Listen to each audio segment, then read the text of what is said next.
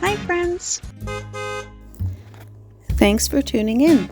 If you like this video, please give it a like, comment below, and take a moment to subscribe to our channel. Summerford, Newfoundland is a charming town on the central coast of Newfoundland with a rich history and a close-knit community. Summerford started out as a prosperous town, thriving on fishing and logging. It was a vibrant place with 3 churches that were filled every Sunday, showing how important religion was to the community. During World War I and World War II, many men from Summerford left to support the British side, as Newfoundland was still a British colony back then. This had a big impact on the town, as many capable men were away. In the early 1970s, the town hall was established. It served as a community hall, fire station, and library. At first, there was some resistance due to tax concerns, but it quickly became a vital part of the community.